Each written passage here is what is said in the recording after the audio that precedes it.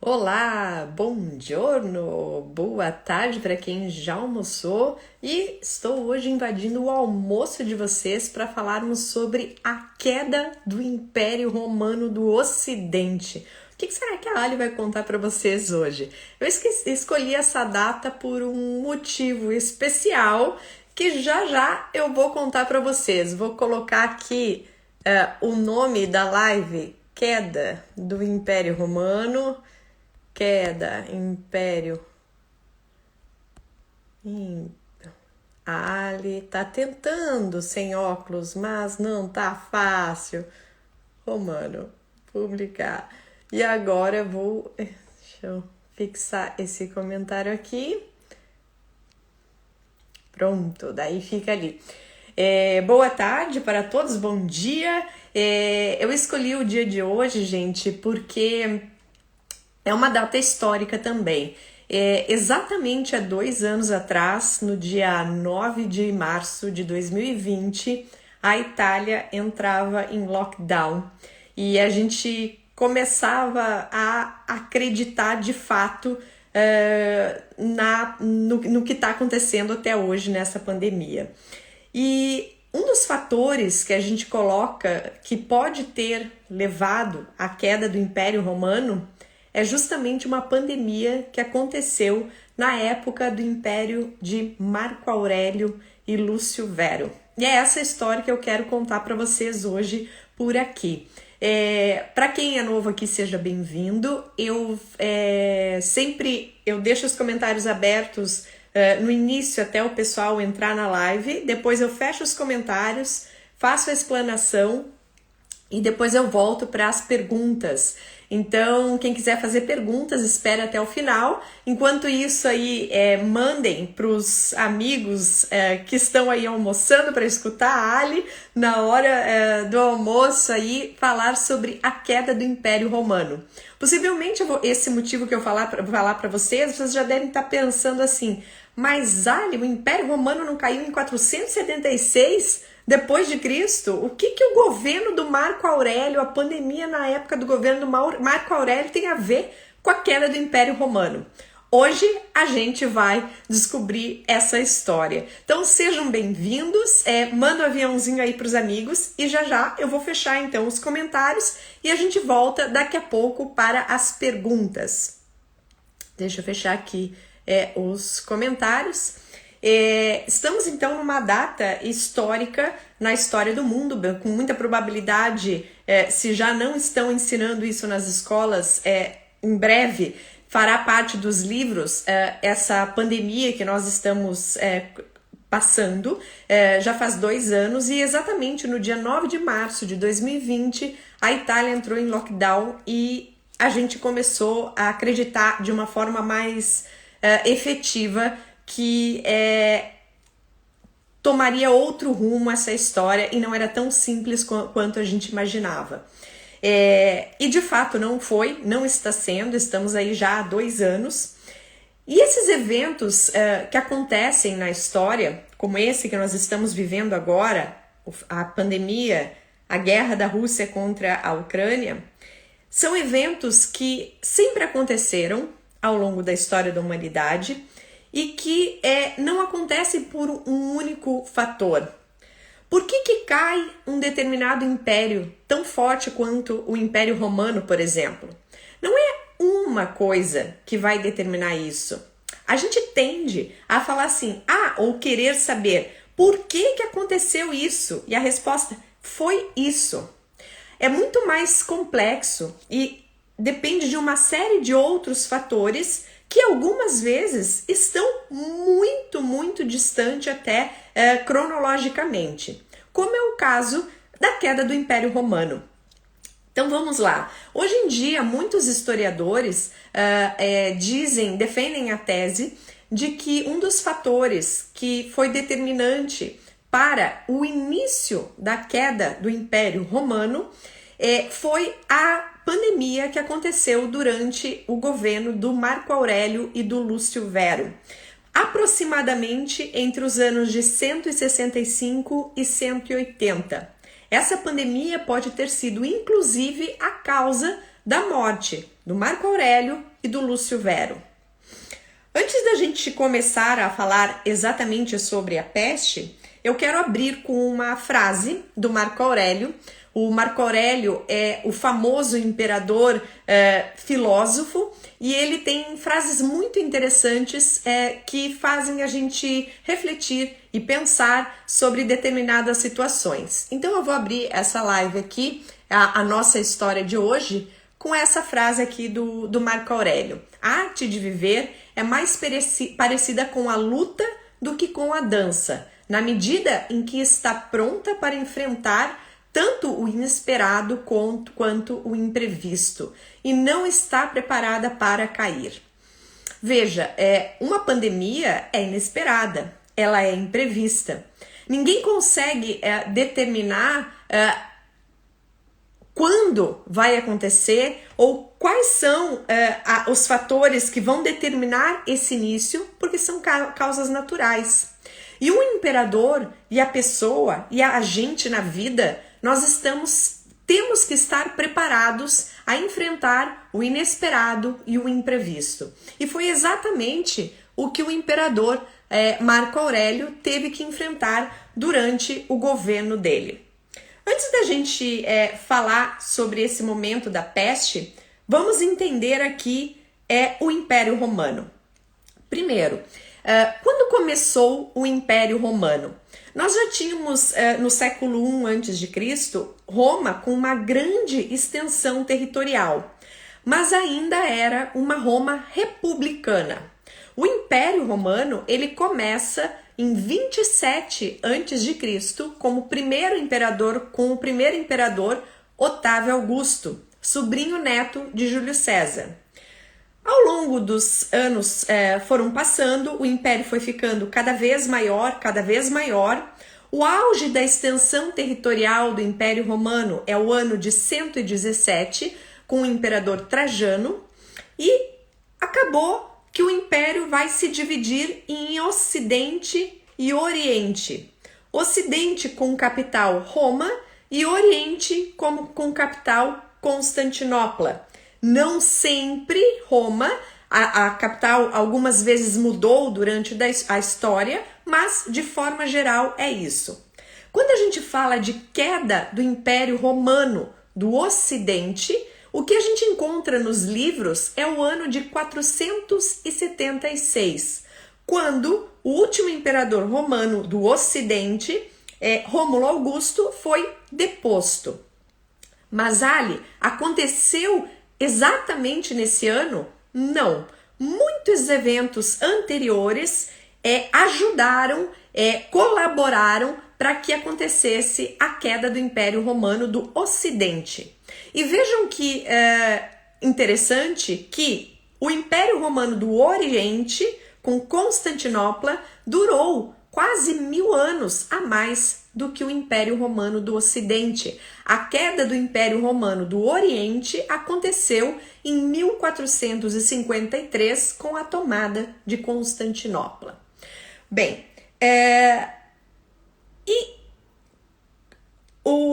quais são os fatores que podem ter contribuído para a queda do Império Romano? Bem, atualmente os historiadores estudam vários momentos históricos que podem ter contribuído para a queda do Império Romano do Ocidente. Um desses fatores pode ter sido a peste antonina ou peste de Galiano.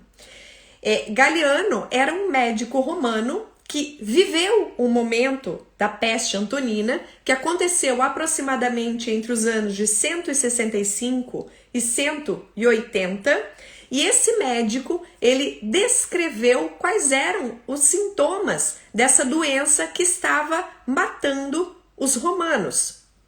Ele disse que as pessoas tinham vômito, diarreia, erupções na pele e inflamação da laringe. Alguns médicos acreditam que possa ser uma variante, não exatamente a varíola que nós conhecemos hoje, mas uma variante da varíola. Ali, é exatamente essa doença? É muito difícil a gente ter esse dado, porque nós não temos como voltar no tempo e fazer as análises clínicas e médicas que nós temos hoje. Mas, avaliando as descrições e os elementos históricos que nós temos, é possível que fosse alguma coisa semelhante com a varíola. A palavra peste normalmente nos remete ao que aconteceu durante o período da Idade Média e que até hoje existe a peste negra.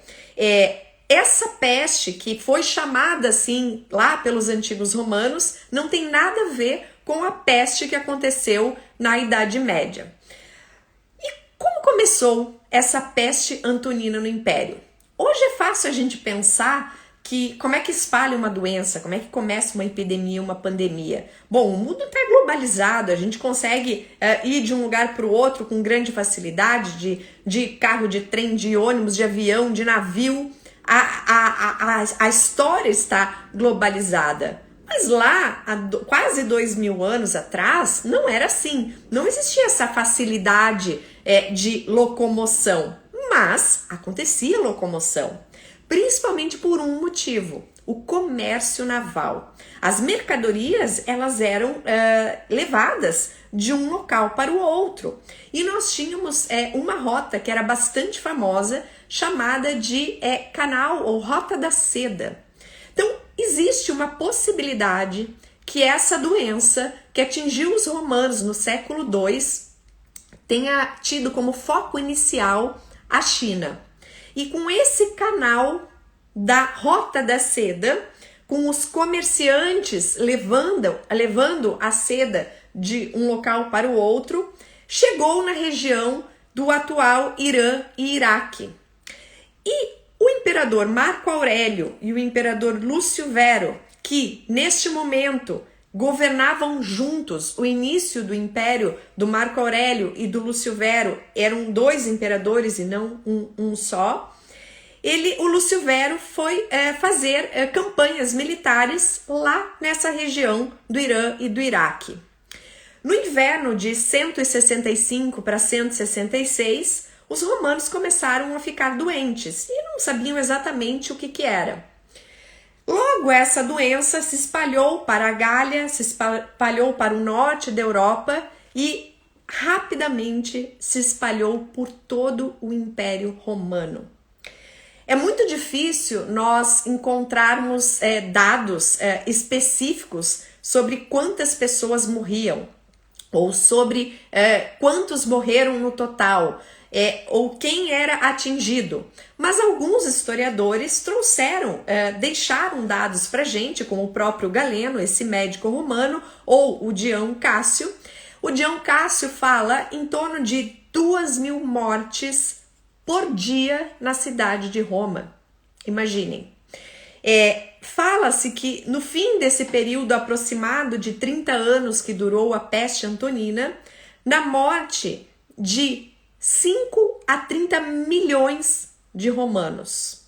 E aí que a gente começa a entrar no fator que pode ter ajudado, que pode ter determinado o início da queda do Império Romano. Como assim, Ali? Vamos lá. Quais foram as consequências da peste antonina ou peste de Galeno? Primeira delas, morte de muitos soldados. Nesses números que os historiadores antigos trazem para a gente, fala-se que morreu em torno de 1/4 da população romana. A doença durava em torno de 2 semanas e quem pegou a doença não pegava novamente, mas 1/4 das pessoas acabava morrendo. Então, morte de muitos soldados, inclusive começou com os soldados. O que isso causa? Uma crise militar. Qual é a solução? Recrutar pessoas de fora do império, recrutar bárbaros, recrutar inclusive gladiadores. Outra consequência, morte de muitos agricultores. E com a morte de muitos agricultores, eu vou ter uma crise da força produtiva. Pouca produção agrícola, diminui o número de alimento e aumenta o preço das coisas. Menos pessoas no império, nós temos menos pessoas pagando impostos, pagando taxas. Isso nos coloca em dificuldade econômica. O Marco Aurélio ele se encontra nessa situação. O Lúcio Vero ele faleceu em 169, no início de 169. Provavelmente a causa foi a própria peste antonina. E o Marco Aurélio ele se encontra nessa situação de um império que está desorganizado e que está esvaziando. Sem pessoas, a gente não consegue ter produção agrícola adequada, pagamento de taxas adequado, a gente não consegue ter o exército para defender essa população. Uma das medidas que o Marco Aurélio vai tomar para tentar resolver esse problema que ele tinha nas mãos foi abrir as fronteiras do império. Olha só que interessante isso. Até então, os romanos, quando eles faziam essas expansões territoriais, eles iam se adequando a esses povos conquistados. Mas os povos bárbaros, eles não tinham os mesmos direitos dos romanos.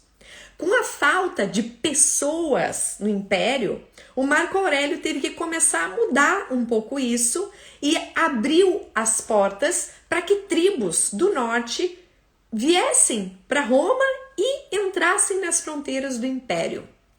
Isso aconteceu de forma muito organizada.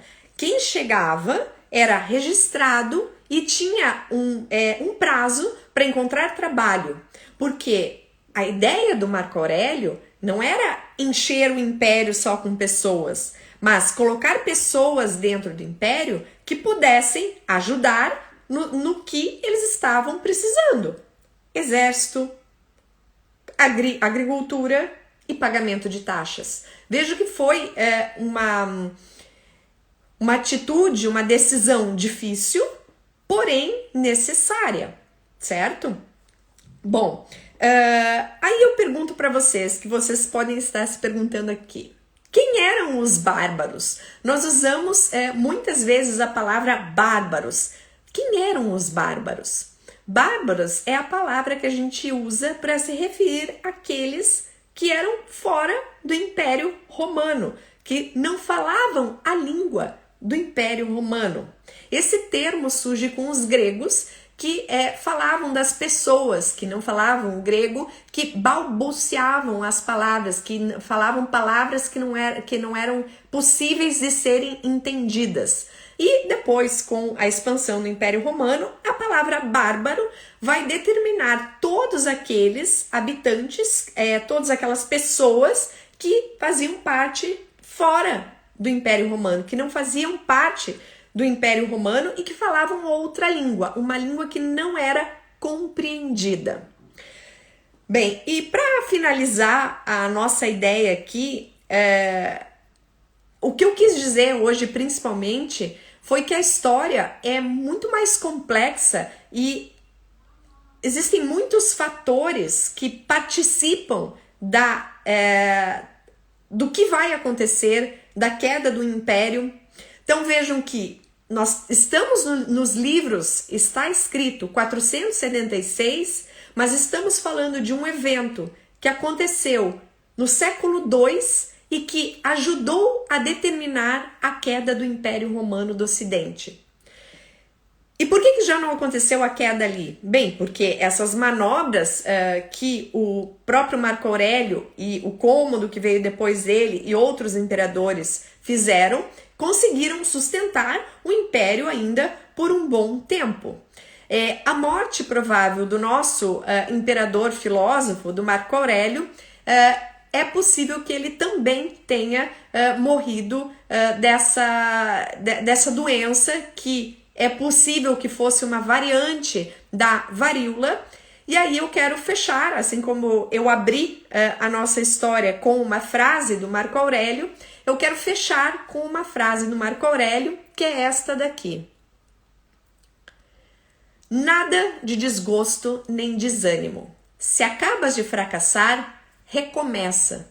Foi exatamente o que o Marco Aurélio fez quando ele viu o seu império com menos 1/4 da população e que ele tinha que agir. Ele não poderia sentar, desanimar, ter desgosto. O que ele tinha que fazer? Ele tinha que achar uma solução. E achar solução para os problemas é o que faz os grandes homens. Agora eu abro para as perguntas de vocês. Vamos abrir aqui as perguntas. Vou parar de compartilhar. A história é muito complexa, gente. Eu estava até conversando com um professor de história e a gente estava falando o seguinte, que hoje em dia, quando a gente pensa em história do colégio ou na universidade, enfim, na escola em geral, normalmente é a matéria mais odiada, ninguém gosta de história. Mas aí a gente começa a pensar assim, mas o filme do Gladiador é legal, o filme, a série Roma é legal, a série O Império Romano é legal. Então, não é que a gente não gosta de história, mas talvez a gente não gosta da forma com que nos contam a história. Isso não é culpa dos professores ou da escola, é culpa, gente, na verdade, da quantidade de informações que a escola tem que passar em pouquíssimo tempo. Então, eu aqui, dentro do meu trabalho, eu sou mais especializada na antiguidade até chegar ali no período barroco. E faço isso por quê? Porque justamente eu quero contar a história de uma maneira que a escola não conta. Eu quero trazer esses elementos históricos que foram ajudaram a construir os fatos que a gente aprende lá. Queda do Império Romano. Ok, mas por que aconteceu a queda do Império Romano? Não foi um fator, não foi isso. Nós temos uma série de fatores que causam consequências. Então deixa eu ver aqui se tem pergunta. Perfeita a relação peste e Império Romano com a pandemia e a guerra da Ucrânia.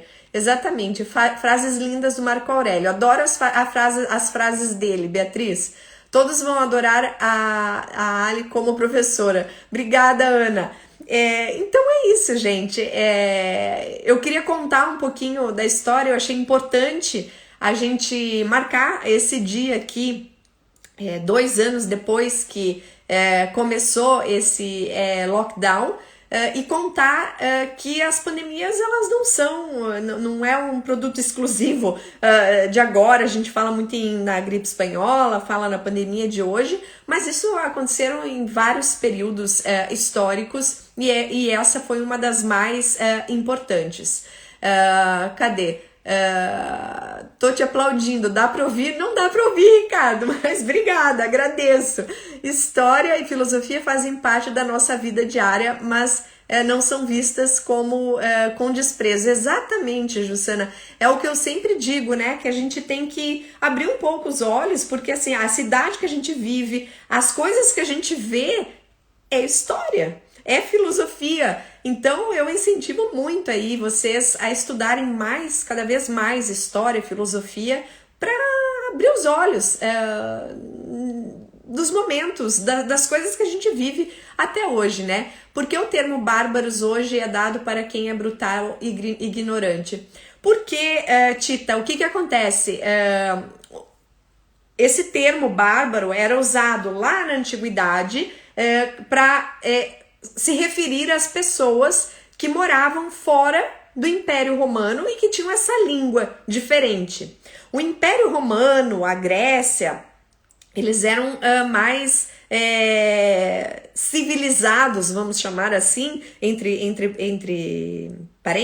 vírgulas aqui, porque, entre aspas, desculpa, porque eram cidades organizadas, se vestiam bem, tinham a alimentação adequada, tinham talheres, tinham garfos, facas, pratos, era uma civilização como se entendia, tinha filosofia, tinha história. Esses bárbaros, principalmente as tribos do norte, eram pessoas mais rudimentares, mais ligados a tribos mesmo, então se vestiam com peles, então é essa história do bárbaro, do brutal. Mas na verdade, se a gente for pensar aqui, continuando a história da queda do Império Romano, com a vinda dos bárbaros para Roma, esses bárbaros, com o tempo, eles começaram a querer ter direitos iguais aos romanos. E aí começa o problema, porque eu vou ter um número de pessoas muito grande para atender querendo, reivindicando seus direitos. Então, é mais ou menos por isso que até hoje se usa o termo, tá, Tita? Deixa eu ver aqui. Estudando sobre Roma, sempre me parece registros da malária. Ela também teve grande peso em outros eventos críticos romanos. Olha, Vitor, o evento de epidemia, pandemia, que foi nesse caso aqui do século II, foi um dos mais determinantes. Mas nós tivemos sim outras pandemias, mas a gente tem que tomar muito cuidado em definir a doença, tá? Porque não temos dados para dizer se é exatamente a mesma coisa do que aconteceu lá no passado, seja malária, varíola ou outras doenças, tá? Cadê? Estou na cadeira da frente para ouvir a aula de história. Que bom, Michael! Bom, gente, então agradeço a presença de vocês hoje aqui. Em breve eu volto com mais histórias. Nós temos o nosso encontro de toda terça-feira, às 8h08 do horário de Brasília. Na semana que vem falaremos sobre o Júlio César. Estamos aí nessa sequência aqui de histórias sobre o Império Romano. E repetindo aqui, até eu comentei agora há pouco ali nos stories, sobre a Cleópatra, que a gente costuma não pensar sobre e se, né? Então vamos pensar assim, e se o Otávio, quando o Otávio ainda não era imperador, quando ele, na verdade, estava acontecendo uma crise interna do governo romano. Não era império ainda, era República Romana. Depois da morte do Júlio César, em 44 a.C., aconteceu essa crise. O Marco Antônio, ele foi para o Egito para tentar negociações com a Cleópatra, acaba se envolvendo com a Cleópatra. Os dois vão ter 3 filhos e o Otávio percebe que essa união do Marco Antônio, que era assim um homem muito poderoso em Roma, porque ele tinha sido o braço direito do Júlio César, com a Cleópatra, que era faraó do Egito, uma mulher super inteligente e poderosa, ele entende que essa união entre os dois é extremamente perigosa para o império. E ele começa a convencer o Senado que não é mais interessante ser só parceiro do Egito, não ter só relações amigáveis. O Egito naquele momento, aí a outra relação de dependência que eu já comentei com vocês, o Egito era extremamente importante para o Império, para os romanos, porque ele fornecia boa parte dos grãos para Roma. E o Otávio vai falar assim, olha, o Marco Antônio, ele se aliou e ele está contra os romanos, pode ser que ele ataque Roma. E aí ele consegue convencer o Senado a atacar o Egito e conquistar o Egito. E aí, no ano de 31 a.C., houve uma batalha naval entre o Otávio, o líder dele era o Agripa, o grande general de guerra dele, contra o Marco Antônio e a Cleópatra. E mesmo a Cleópatra e o Marco Antônio tendo uma frota naval mais poderosa, eles achavam que eles venceriam o Otávio, eles acabam perdendo essa batalha e voltam para Alexandria. O Otávio vai em direção a Alexandria, a Cleópatra e o Marco Antônio sabem que eles vão virar prisioneiros de guerra, que eles já não têm mais alternativa, que eles não têm como vencer o Otávio, e eles vão se matar. E aí, com isso, o Otávio conquista o Egito, no ano de 30 a.C., conquista Alexandria, e todo esse processo dele ter conquistado o Egito, dele ter reorganizado o império, vai fazer com que o Senado veja nele como o salvador de Roma. O Otávio é conhecido como se fosse o homem que trouxe a paz para Roma. E aí, com todo o prestígio que ele ganha nesses atos anteriores, ele vai virar o primeiro imperador romano em 27 a.C. Então, eu comentei isso porque tem muita gente que acha que o Império Romano começou com o Júlio César ou antes do Júlio César. E o Império Romano começa efetivamente, o que está nos livros, vamos dizer assim, é o ano de 27 a.C. O Júlio César faleceu em 44 a.C., ou seja, muitos anos antes, certo? Então, hoje a gente comentou o início e o fim do Império Romano do Ocidente. Espero vocês em breve, uma ótima tarde e um grande beijo.